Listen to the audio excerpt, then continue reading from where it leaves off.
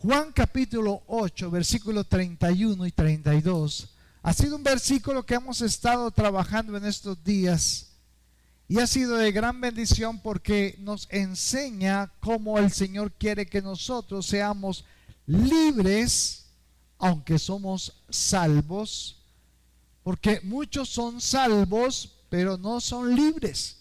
Y Juan 8:31 dijo entonces Jesús a los judíos que habían creído en él. Le hago una pregunta. Jesús, ¿a quién le está hablando? ¿Que le qué? Que le habían creído. O sea, ustedes saben que habían judíos que no creían que Jesús era el Hijo de Dios. Pero aquí le está diciendo a los que creen. Dice a los que habían creído en él: si vosotros permanecéis en mi palabra, seréis verdaderamente mis discípulos. Hermanos, ¿cómo se hace un discípulo? ¿Quién es un discípulo? El que permanece en la palabra. Muchas veces creemos que son los cursos, que son los grados, que son los títulos, pero no es tanto eso. Discípulo es aquel que permanece en su palabra. Y entonces, el que permanece en su palabra, que dice el versículo 32, que ¿qué pasará? Y conoceréis la verdad, y la verdad os hará libres. ¿Te has preguntado por qué no puedes disfrutar, sonreír y danzar cuando cantas alabanzas al Señor? Porque yo sé que hay algo en usted que quiere cantar, que quiere danzar, que quiere brincar, que quiere dar voces de júbilo, pero algo que no se lo permite. ¿O acaso has considerado por qué cuando empiezas a leer la Biblia en casa o inclusive en la iglesia o en la noche en cama para estudiarla, inmediatamente hay algo que sucede? ¿Qué es? Inmediatamente te da sueño. ¿Has sido testigo que cuando quieres emprender, leer un libro de la Biblia y te esfuerzas y desde mañana voy a empezar y lo voy a estudiar? Cuando llega ya el tercer día después de estudiarlo, entonces prácticamente desaparece ese anhelo de seguir leyéndolo. ¿Por qué no dicen conmigo, sí, Señor? ¿Cierto? Esto es mera casualidad si le está pasando. ¿Has sido testigo que cuando empiezas a escuchar el mensaje el domingo, cuando el pastor empieza a compartir, o el hermano o la hermana, y mientras escuchas, tu mente empieza a irse a otro lugar? ¿Sí le ha pasado que usted quiere concentrarse ahí, quiere escuchar el mensaje, pero su mente inmediatamente empieza a recordar cosas como el cumpleaños de alguien, como el partido de fútbol, como el almuerzo con el cónyuge, dónde va a ser, o la visita que nunca habías hecho, y empiezas a salirte y no puedes concentrarte en el tema que el Señor está hablando? Y en los peores casos, te hago una pregunta: ¿te duermes en medio de la predicación? Sí, Señor. ¿Cierto? Está aburrida ahora la prédica. Se te alarga el tiempo de enseñanza tanto que empiezas a tener ansiedad y vámonos, vámonos, vámonos, ay, estoy desesperado por irme. Y empiezas a bostezar, a salirse en las lágrimas por el borde de tu ojo de tanto bostezar, y tus manos y dedos son inquietos por hacer algo, tocar, mover, tocar el celular. Bueno, este es un estudio psicológico de la persona que queda viendo una predicación. Y estás más pendiente de la puerta del vecino que te miró, del vestido que trae la hermana, de los errores en la alabanza o en la predicación del pastor o del líder. Y por último, tal vez empiezas a leer la Biblia y se te pierden las palabras cuando empiezas a leerla en la iglesia, o se borran las mismas y se le desaparecen las letras como si usted nunca había podido leer. Bueno, hermanos, podría estar viviendo dentro de ti una atadura espiritual. Si alguno de estos síntomas han estado pasando por ti, entonces puede haber una atadura espiritual o emocional y no te has dado cuenta porque pareces zombie. No meditas y no te das cuenta de la realidad que está pasando contigo en ese momento. Vaya por favor a Marcos capítulo 2 y veamos este caso que muchas veces lo hemos leído.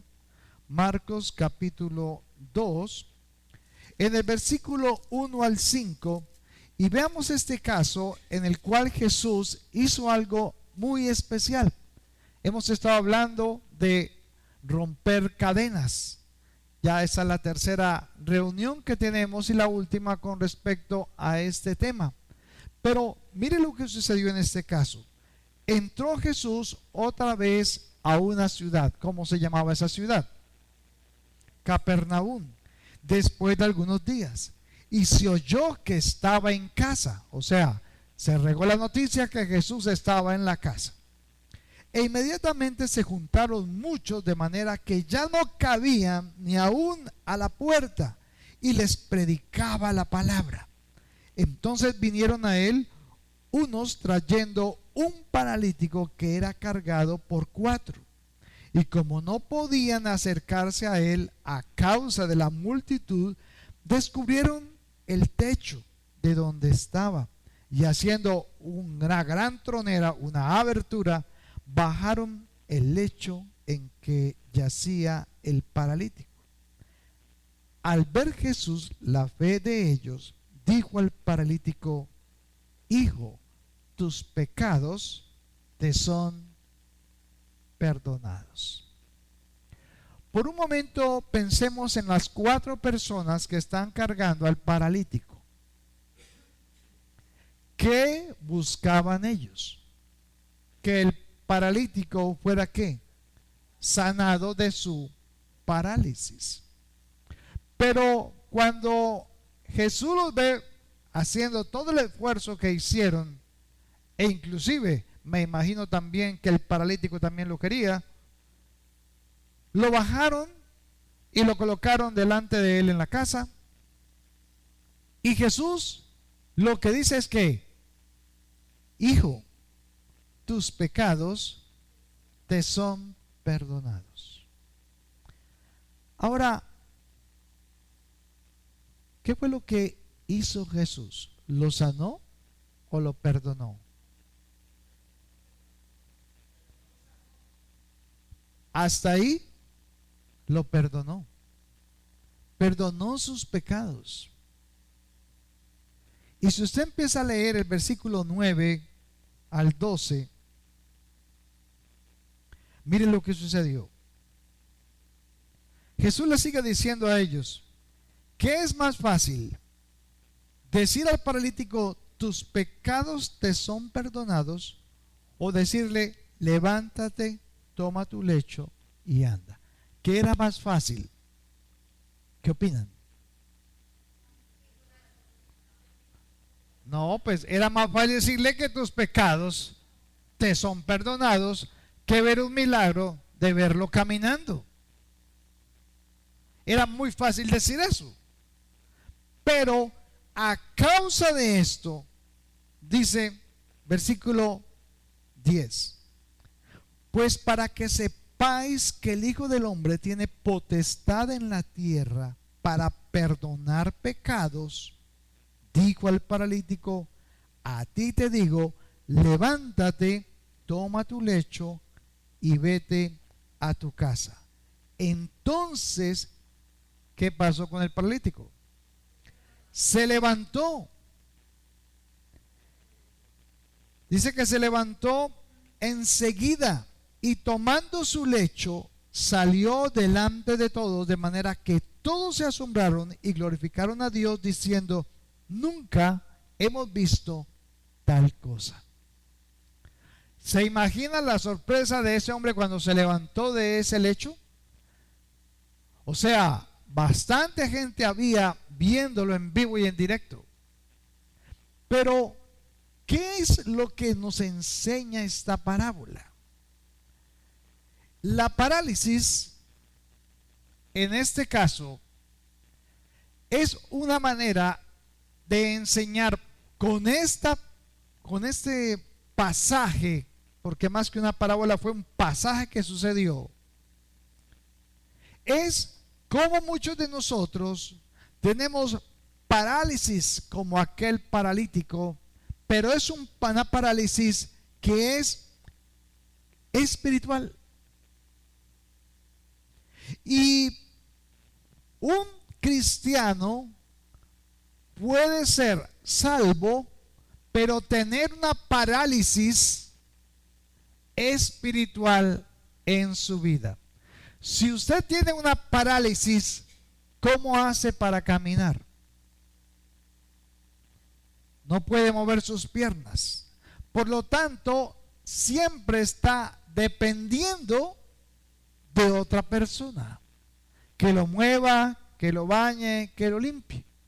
En la casa de mi esposita, de la mamá de mi esposita, tenemos a una persona en esta condición. Y también a Paola, por supuesto. Pero Nana, que es la que más está al frente cuidándola, ha tenido ciertos dolores, ¿cierto, Nana? ¿Qué dolorcito le dan a usted? ¿Y por qué? ¿Acaso cuando la tiene que bañar, tiene que levantarla, moverla, cargarla? Cuando va a colocar a su mamá allí en esa silla de ruedas, tiene que echársela al hombro. O sea, es muy incómodo porque ¿cómo está el paciente? No se puede mover. ¿Quiere moverse? Sí, pero no puede. Ahora llevemos esto a lo que Jesús quiere enseñarnos a nosotros como sus hijos. Dios quiere que nosotros podamos ver como un cristiano lo primero que necesita para salir de una parálisis espiritual es sentir el perdón de Dios. Hay parálisis físicas, sí, pero hay parálisis espirituales. Y tú te estás esforzando mucho en salir adelante, pero sabes que hay algo que no te permite crecer espiritualmente porque te sientes como paralizado. Y ahí es cuando el mundo nos engaña, porque estamos con tanto afán de hacer tantas cosas y que tengo tantos compromisos y tantas obligaciones y tengo que cumplir con esto, con aquello, con aquello, con aquello, que se nos olvida nuestra condición. Y tal vez puedes estar viviendo una parálisis espiritual y no te has dado cuenta. Pero para comprender correctamente este pasaje y saber si lo que le estoy diciendo es una interpretación correcta de lo que Jesús también quiere enseñar, vaya a Mateo capítulo 16, versículo 19. Mateo capítulo 16, versículo 19.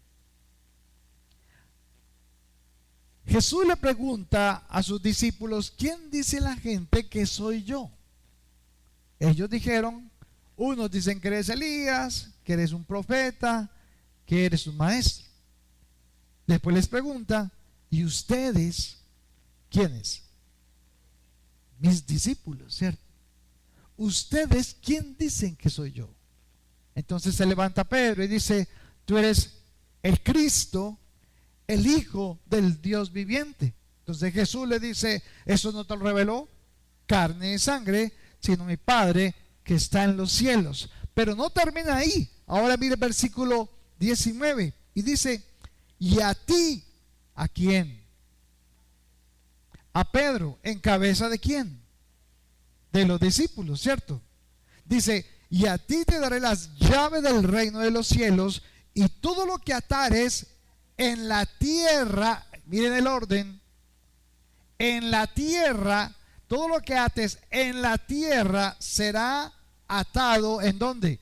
En los cielos. Y todo lo que desatares en la tierra será desatado en los cielos. Uno piensa que debería ser al contrario, que todo lo que desates en el cielo, en lo espiritual, entonces en lo material aquí, físico, se daría. Pero no, dice que lo que atares, ¿dónde? En la tierra será atado en el cielo, y lo que desates en la tierra será desatado en los cielos. Mire el orden: atar en la tierra y desatando en el cielo. Desatar en la tierra, desatando en el cielo. Ahora, observe, a ti te daré ¿qué? Las llaves. ¿Para qué son unas llaves? Para abrir, ¿cierto? Para abrir una puerta, pero también ¿para qué? Para cerrar. O sea que la llave tiene la facultad de poder abrir y cerrar. Ok, ahí vamos bien. Miremos la otra palabra. Jesús también en una ocasión dijo en Juan 10, dijo, yo soy la puerta. ¿Se acuerdan Juan 10? Jesús dijo, yo soy la puerta. El que por mí entrare será salvo y hallará pastos y podrá volver ¿a qué? A salir. Es interesante cómo Jesús siempre se colocaba como ejemplo, y aquí dice que Él era la puerta, y para que una puerta se abre o se cierre necesita ¿qué? La llave. Y aquí está hablando de que a ti te daré las llaves del reino de los cielos. Y la otra palabra, aparte de atar, porque ¿qué es atar? Atar es sujetar, amarrar, inmovilizar. ¿Qué más? Bueno, la palabra atar a la que se refiere este pasaje en especial en el griego es la palabra prohibir. ¿Cómo dice?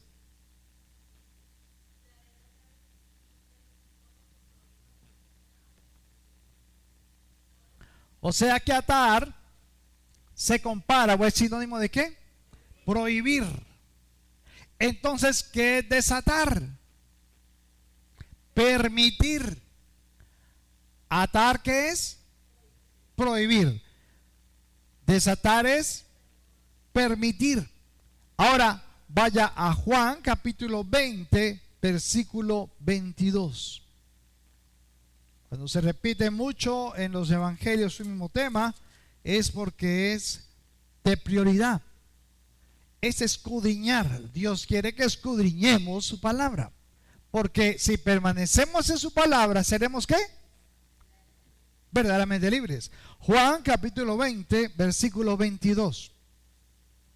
Y habiendo dicho esto, Jesús sopló y les dijo, recibid el Espíritu Santo. Aquí Jesús ya resucitó, está con los discípulos, y antes de irse les dice, a quienes remitiereis los pecados, les serán ¿qué? Remitidos, y a quienes se los retuvieres, les serán retenidos.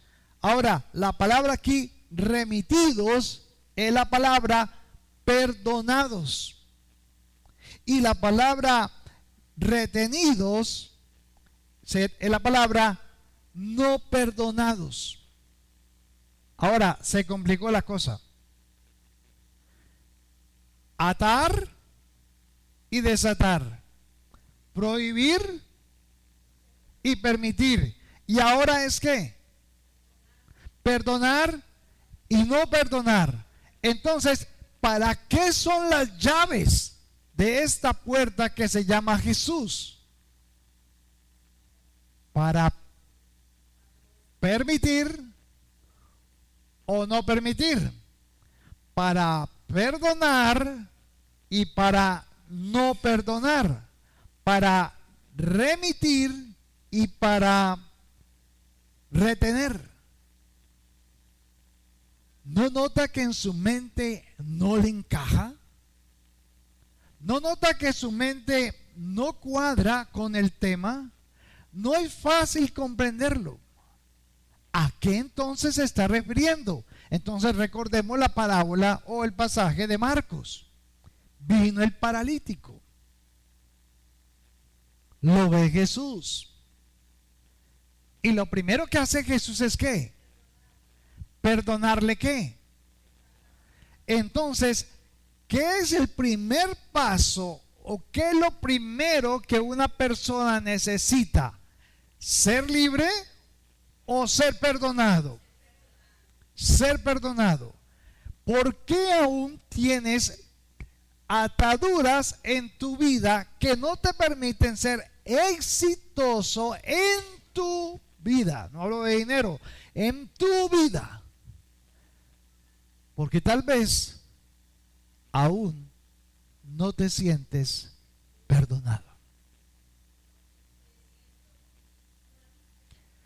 Ya el Señor Jesús te perdonó, pero aún no lo entiendes, no lo crees. Pero es que yo he sido muy malo, yo he hecho cosas muy malas. Es que yo he hecho esto y esto, y eso lo ha llevado a usted a sentirse como culpable. ¿Y qué hace la culpabilidad? ¿Lo está atando el diablo? ¿Lo ató el demonio? ¿Quién lo está atando? Mi manera de pensar. Aquí es donde quería llegar Jesús con este pasaje. Y entonces, para que él entendiera que realmente sus pecados habían sido perdonados, le da una orden. ¿Cuál es? Levántate. ¿Por qué no lo levantó? ¿Por qué no le dijo a los 4, levántenlo? Porque cuando dice levántate, la orden es para él mismo, para que él tome una ¿qué? Decisión. ¿De qué? ¿Cuál es la decisión que tiene que tomar? Porque en ese momento pudieron pasar muchas cosas por la mente de ese hombre. Mis pecados fueron perdonados, pero yo no siento nada.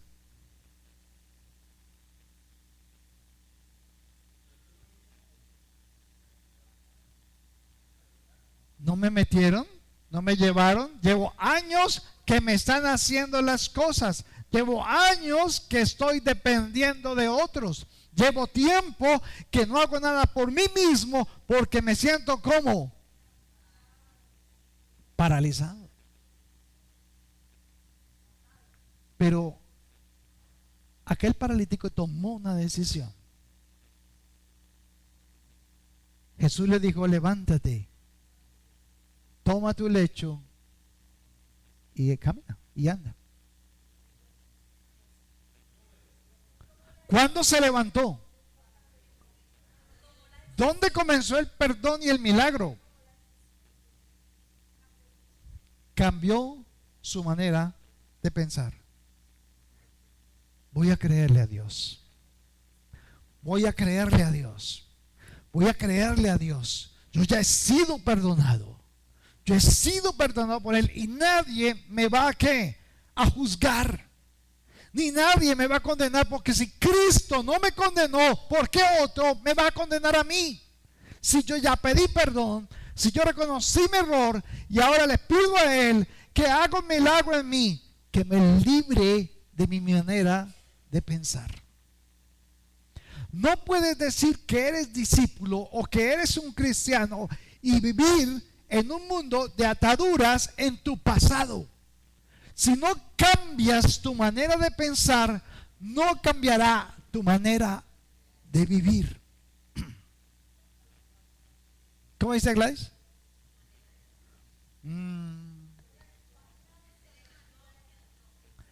¿Él podía ir de un lugar a otro? Sí, pero ¿cómo? Ahora, ¿qué le está diciendo Dios? Oh Jesús, levántate y camina tu propio camino. Pero es necesario que Jesús nos diga que tus pecados han sido perdonados para que podamos primero creer. Pero el problema está en que si tú creíste que fuiste perdonado y que Dios nunca más se acordará de tus pecados, tienes que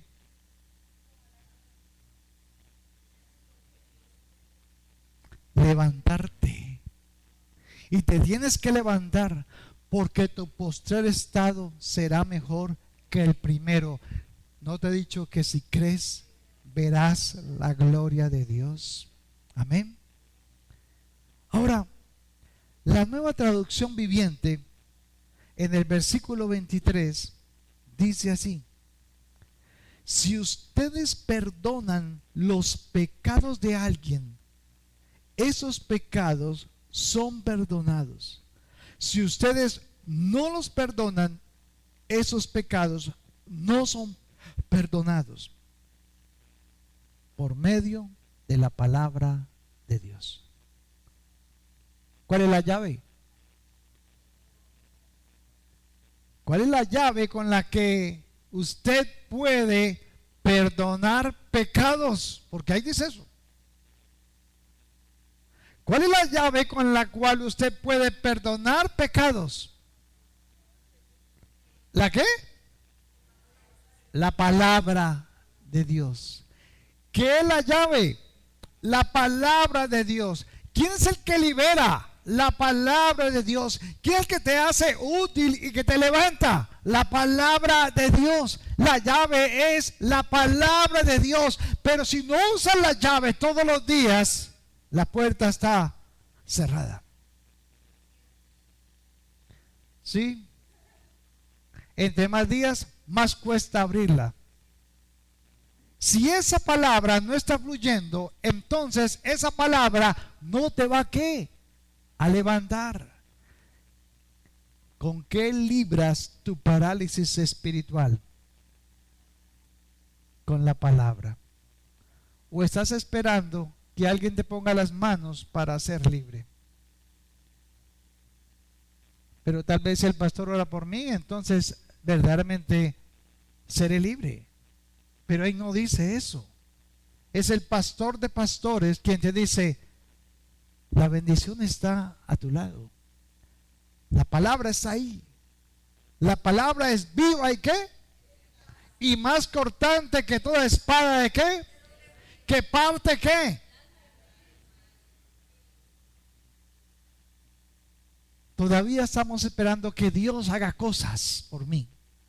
Todavía estamos esperando que Jesús me cargue con ese problema, que me lleve allí, que me haga exitoso, que pueda salir adelante. Cuando Jesús dijo: yo ya te di la palabra, ya tienes las llaves, usa las llaves. ¿Y sabes cuántas veces puedes usarla?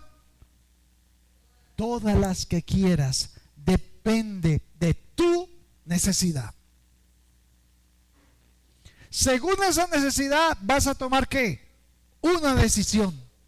Y van a haber decisiones que van a ser duras, pero que a veces cuando actuamos se abre. Y podemos ver lo que hay detrás de la puerta que estaba esperando. Así que los pecadores en el pasaje no entran al reino de Dios, ¿cierto? Los que han sido perdonados, ¿qué pasa con ellos? Entran al reino de Dios. Lo que abre la puerta, entonces, ¿qué es? La palabra de Dios. Ahora lea Juan capítulo 1, versículo 1, ¿recuerdan? En la Nueva Traducción Viviente. Léalo, Juan 1:1. Alguien que lo lea en la Nueva Traducción Viviente.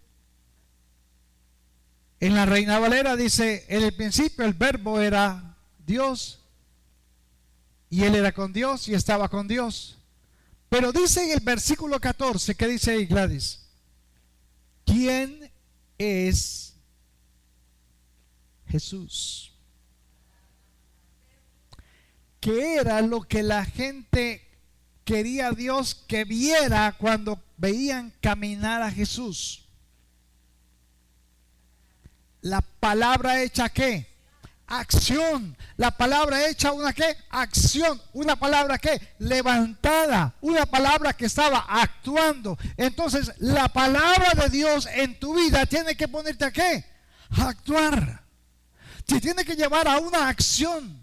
Te tiene que llevar a creer y caminar por la fe, diciendo: al que cree, todo le es posible. Y entonces verás que el paralítico que estaba atado, ahora está ¿qué? Desatado, libre, y para recibir la bendición de Dios en tu vida. Y Dios quiere bendecirte, pero no te quiere levantar, porque es la palabra la que hace el milagro. ¿Y quién es la palabra? Si estás tan confundido, pero quiere agradarle a Dios, denle un aplauso al Señor por su palabra.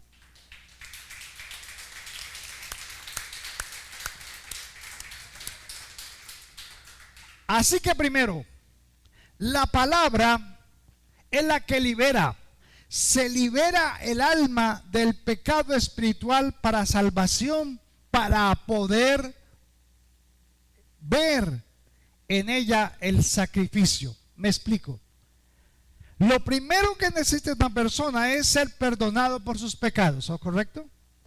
Pero ¿quién murió para que mis pecados fueran borrados? Jesús. Entonces, Jesús resucita. ¿Y qué es lo que me dio con su resurrección a mi vida? Vida, porque estaba muerto en mis pecados y delitos. Entonces, lo primero que necesita una persona cuando viene a Dios es recibir el perdón ¿de quién? De Cristo, ¿cierto? O de Dios. Y Cristo pagó el precio por él. Por lo tanto, sus pecados son ¿qué? Perdonados. ¿Qué tiene en ese momento? ¿Qué recibe en ese momento? Vida eterna, salvación. ¿Cuántos salvos hay aquí? Ok, listo. ¿Todos estamos sellados con la sangre de Cristo? Todos tenemos la gracia de Dios, ¿cierto? ¿Sí o no? Es que se asustan como que sí. Ok, ahora, puede estar salvo, pero puede estar atado. Los discípulos eran salvos, pero estaban ¿qué? Sufrían de muchas ataduras. Usted puede ser salvo, pero no libre.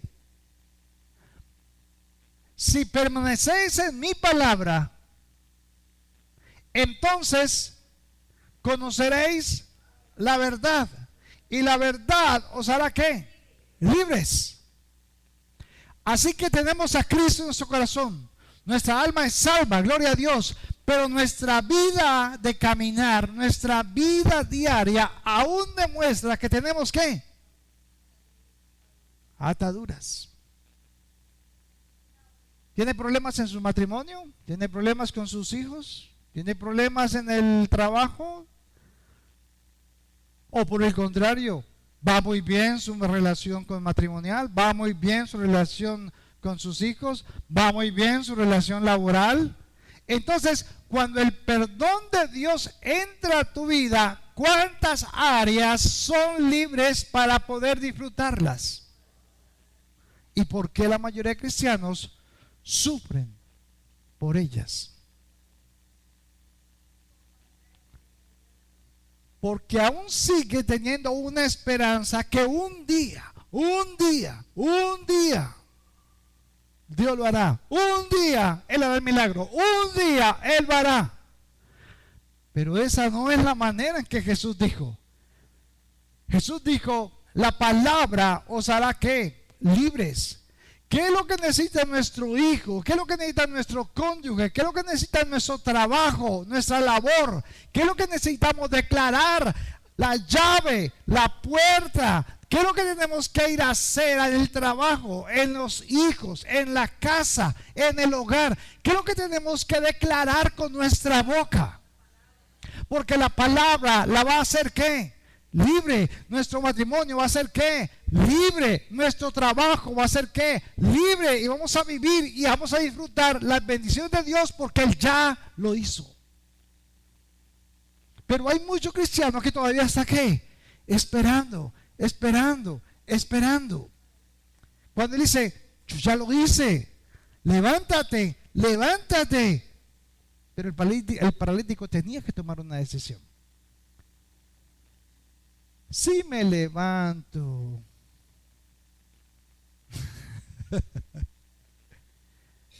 muéstrame, a ver, ay, sí, muevo el pie, mira, ay, muevo los dedos. ¿Será que sí me levanto? Uno no se levanta por los pies, uno se levanta es aquí primero. Primero hay que creerlo aquí, para luego ¿qué? Tomar la decisión de moverme y levantarme. Ahora, el sacrificio del cuerpo de Cristo trae salvación. Pero Él dijo, yo me voy, pero le voy a dejar al Consolador, al Espíritu Santo, y Él les va a guiar en toda ¿qué? La verdad. Y entonces la verdad, o sea que ¿para qué es el Espíritu Santo, hermanos? Cada cuánto tú llamas al Espíritu Santo para que te guíe en la palabra, para que te guíe en el trabajo, para que te guíe en tu estudio. Así le pasa al 50% de la iglesia. No hay unción, no hay aceite, no hay Espíritu Santo, aunque está en ti, pero está ¿cómo? Y entonces ¿quién va a levantar el Espíritu Santo?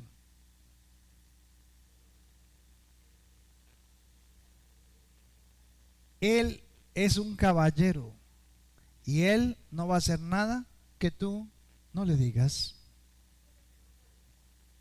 Porque Él nunca va a pasar por encima de tu voluntad. Mejor 4 horas de Netflix. Bueno, 10 minutos de la Biblia. Porque no dependes del Espíritu Santo. Porque no intimas con el Espíritu Santo. Porque no te sientes ungido por el Espíritu Santo. Porque no tienes la llenura del Espíritu Santo. Tienes el Espíritu Santo, pero no tienes la llenura del Espíritu Santo. Ahora, ¿cómo ser libre entonces de esas ataduras? Bueno, cuando sientes apatía, o cómo darte cuenta que te están pasando estas ataduras. Cuando sientes apatía por las cosas de Dios, te da sueño al orar o al leer la palabra. Tenemos que hacernos un escaneo.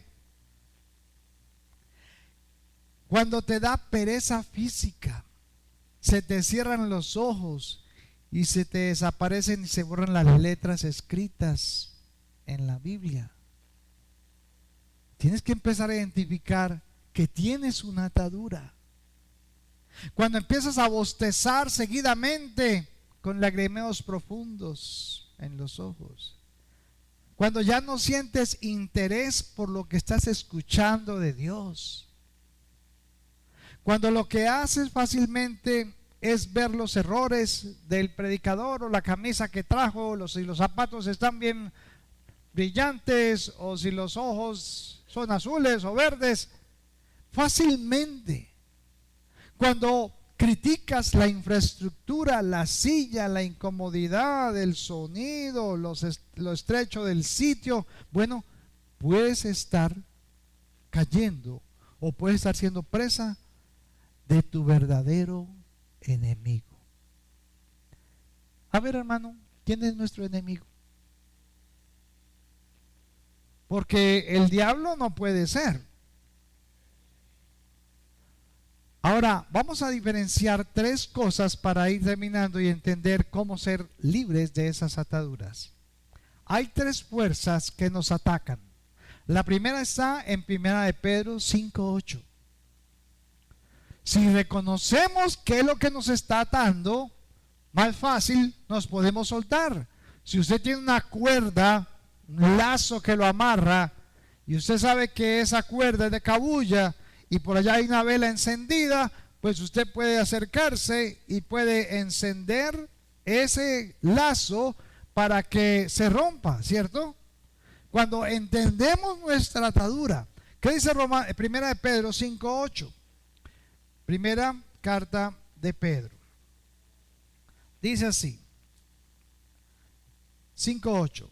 Sed sobrios y velad, porque vuestro adversario el diablo, como león rugiente, anda alrededor buscando a quien devorar, al cual resistid firmes en la fe, sabiendo que los mismos padecimientos se van cumpliendo en vuestros hermanos en todo el mundo. Aquí, ¿cómo llama al diablo? Adversario. Le pregunto, a ver, ¿qué es un adversario? Es más, búsquelo en Google si lo quiere. Su contrario. ¿Sí? O sea, si usted busca a Dios, Él no busca a Dios. Si usted quiere hacer lo correcto, Él le dice, haga lo incorrecto. Si usted ve que es positivo, Él le va a decir que es ¿qué? Negativo. Su adversario. Entonces, el adversario, el diablo, ¿qué dijo Jesús? Yo ya lo vencí. No es que no exista. Yo ya lo vencí. ¿Por qué no le dedicamos tiempo al diablo en esta iglesia? Porque está vencido. Prefiero conocer más a Cristo que conocer al diablo. Entonces, muchos sufren por las ataduras genealógicas o las maldiciones generacionales, o están buscando a ver la justificación por la cual yo soy como soy, o estoy sufriendo lo que estoy sufriendo, y es por causa de mi papá, de mi mamá. Es que mi papá era alcohólico, entonces yo fui alcohólico, entonces mi mamá y mi papá se divorciaron, entonces yo también me divorcio, porque eso está ahí. No, es que mis hijos están sufriendo porque yo sufrí mucho. Entonces, todos esos son justificaciones mentales para yo echarle la culpa a otro. Pero si a mí ya me ganaron, ya me derrotaron y me quitaron el poder de la muerte y de la vida. Ya no tengo llaves. Tenía las llaves de la vida y de la muerte y me las quitaron. Entonces vamos a mirar la segunda fuerza. Colosenses 3, 5 al 7. Mire lo que dice Pablo. Haced morir pues lo terrenal en vosotros. Él se lo está diciendo a la iglesia de Colosa, a los discípulos, a los que son creyentes. Haced morir pues lo terrenal en vosotros: fornicación, impureza, pasiones desordenadas, malos deseos y avaricia, que es idolatría, cosas por las cuales la ira de Dios viene sobre los hijos de desobediencia, en los cuales también vosotros anduvisteis en otro tiempo cuando vivíais en ellas. ¿Qué le está diciendo Pablo a la iglesia de Colosa? ¿Que dejen qué? Lujuria, lascivia, fornicación, adulterio. ¿Qué ataduritas tenía esa iglesia? Listo, esas son del cuerpo. Esas son las atracciones, esos son los deseos, ¿cierto? O sea, lo que puedo ver, lo que puedo sentir, lo que puedo oler, porque dice Pablo que todo me es lícito, pero no todo me conviene. Ahora, miren lo interesante, porque Pablo no se queda aquí solamente guiado por el Espíritu Santo diciendo esto. Ahora mire el versículo 8 al 10. Ahora complétela con el 8. Mire cómo dice. Pero ahora dejad también, o sea, hay otro poquito. Eso eran los deseos de ¿qué? De la carne. Pero hay otro poquito, tu vieja naturaleza, tu yo. Pero dejad también vosotros también estas cosas: ira, aló, ira, aló, enojo, malicia, blasfemia, palabras deshonestas de vuestra boca. No mintáis los unos a los otros, habiéndoos despojado del viejo hombre con sus hechos, y revestidos del nuevo, el cual conforme a la imagen del que lo creó se va renovando hasta el conocimiento pleno. ¿Cómo se consigue el conocimiento pleno? A través de la palabra, que es ¿qué? La llave. Así que a medida que yo leo la palabra, a medida que yo abro la llave, ¿qué pasa con mis ataduras? Cristo mismo me las va quitando. No le tengo que hacer una liberación aquí de 3 horas hasta que quede yo dispónico para sacar el demonio que tenía metido usted, que a la final no era un demonio, era una atadura. Porque un cristiano no está endemoniado si es cristiano, porque tiene ¿a quién? Al Espíritu Santo. Y donde está lo santo no puede estar ¿qué? Lo inmundo. Entonces, si no tengo un demonio metido, entonces tengo un problema. O el adversario me está oprimiendo con pensamientos, o la carne me está engañando porque todavía vive placentera gustándole lo que siente, o tengo un tercer problema, que es mi vieja naturaleza. Diga, mi yo. ¿Qué es el yo? El orgullo, el egoísmo, la soberbia. Eso es lo que te está ¿qué? Mortificando.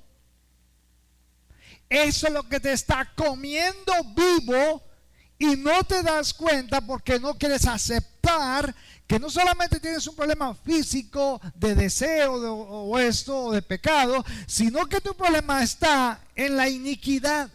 ¿Dónde está la iniquidad? En mi mente. Pero cuando conoces la verdad te hace ¿qué? Libre. Una enfermedad que no sana, un problema económico que no se resuelve, una situación marital que no tiene remedio, un problema con su hijo que no entiende por ningún lado, ni mostrándole ni dándole. El problema no está allá, el problema está aquí. Y quieres que Dios haga un milagro cuando tú ni siquiera lo crees.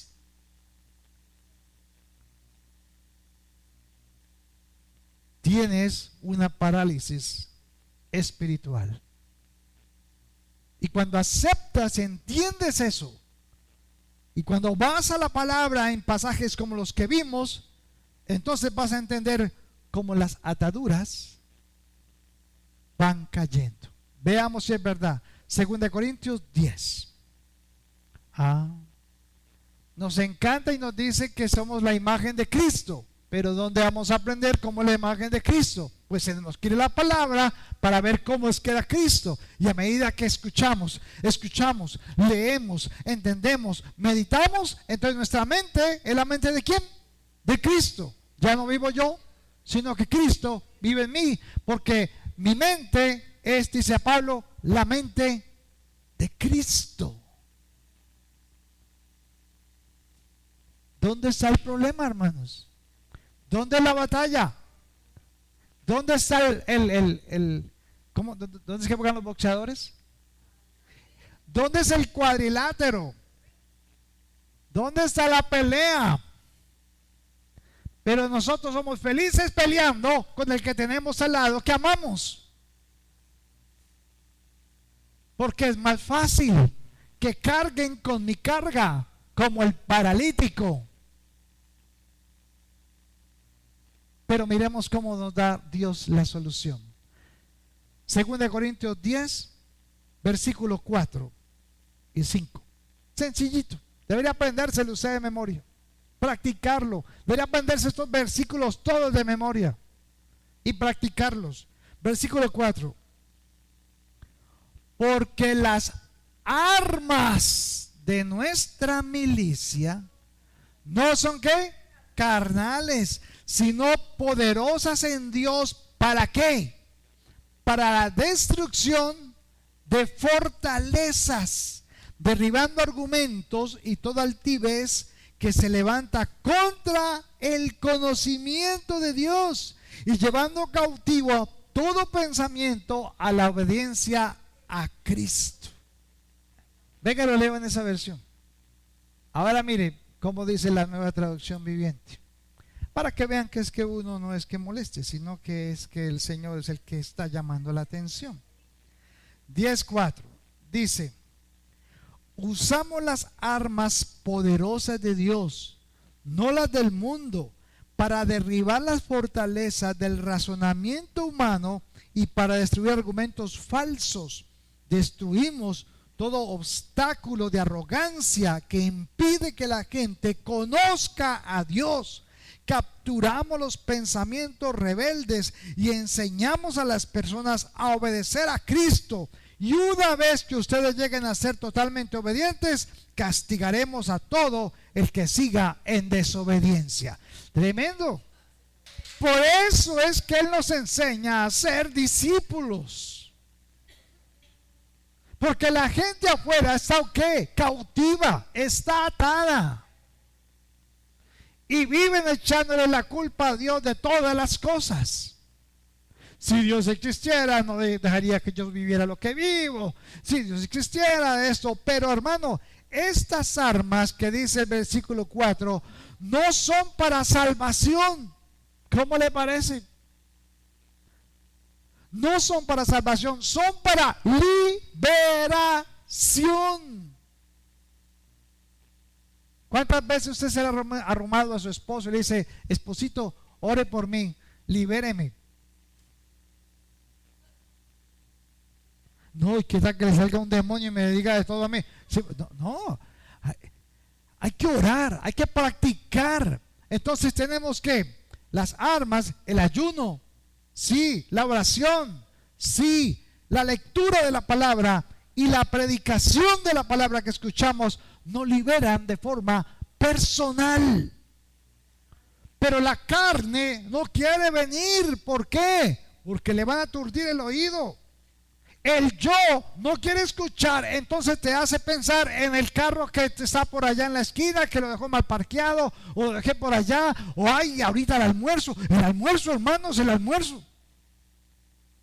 Y nuestra mente se va porque el yo no quiere que usted escuche esto, porque estás derribando su fortaleza. El yo está metido dentro de una fortaleza. Como hacían las guerras antes, la gente, el rey se metía ¿dónde? En una fortaleza. ¿Cuál es la parte del castillo donde estaba el rey? En un castillo. ¿Qué era el castillo? Pero el castillo adentro también tenía un lugar que era ¿qué? Impenetrable. Y el yo todavía está vivito y coleando ahí. Y sigue sentado en el trono. Y está diciendo: pues yo soy así y así me muero. Gloria a Dios por Cristo. Gracias por la salvación. Pero yo soy así de malas. Ese es el yo. Ese es el ego, el orgullo, la soberbia que sale de él. Y dice, es que yo hablo duro y me tengo que enojar y hablar así, porque así es que yo mando. No, hermano, así no es con Cristo. Siempre recuerdo Lucas 16, un pasaje que el Señor me enseñó hace mucho. Porque el afán de este siglo y el engaño de las riquezas me confunden para no darme cuenta quién es el que me está afectando. ¿A quién le sirvo? ¿A Cristo o al mundo? ¿Trabajo para sobrevivir o trabajo para disfrutar lo que Dios me ha dado? Piensen. No estoy diciendo que no trabajen. El que no trabaje, que no coma. Pero ¿qué se le está llevando a usted la felicidad? Yo siento, porque lo viví, cuando llegaba el fin de mes y preocupado por el arriendo, porque nunca he tenido un empleo. Siempre el Señor es el que nos ha sostenido. Y me acuerdo cuando sufría y decía, ay Señor, ya se acerca fin de mes. Aleluya, Señor, ayuno, oración. A ver, Señor, toca, a ver, mueva, Señor. Ay, porque mi mente estaba en ¿qué? En cómo pagar el primero el arriendo. Estaba preocupado. Entonces empecé a entender palabras como, tranquilo, Diego, cada día tiene su propio afán. Y yo te puedo dar en un día lo que no pudiste lograr en 30 días. Y creo que muchos de nosotros son independientes. Unos están empezando a ser independientes y están aprendiendo la tarea. Otros todavía son dependientes. Está bien. No está mal. Pero la pregunta es, ¿estás entendiendo lo que Dios te quiere enseñar? ¿En dónde está la confianza? Decimos tener a Dios, pero realmente Jesús es el centro de tu vida, ¿o es un área más de tu vida? ¿Es Jesús el del domingo por la mañana y en la semana? ¿Caminas con Él en tu carro, en tu moto, en tu trabajo? ¿Lo invitas a todas tus áreas? ¿O solamente cuando lo necesitas? El yo está dentro de una fortaleza interna que solo se destruye con el poder del Espíritu Santo. Y dice que el poder del Espíritu Santo es la que trae la unción. Y esa unción está ¿dónde? En su palabra. Clama a mí. Clama a mí. Jesús, Dios, clama a mí. Clama a mí. Por favor, Señor, aquí estoy. ¿Dónde? Aquí está la sabiduría de Dios. Aquí está la capacidad para ser felices en tu matrimonio. Aquí tienes la oportunidad para hacer que tus hijos caminen el camino correcto. Pero tienes que declarar. Porque la fe viene por el oír y el oír la palabra de Dios. Pero si confesares con tu boca que Jesucristo es el Señor y que Él lo resucitó de entre los muertos, serás salvo tú y tu casa.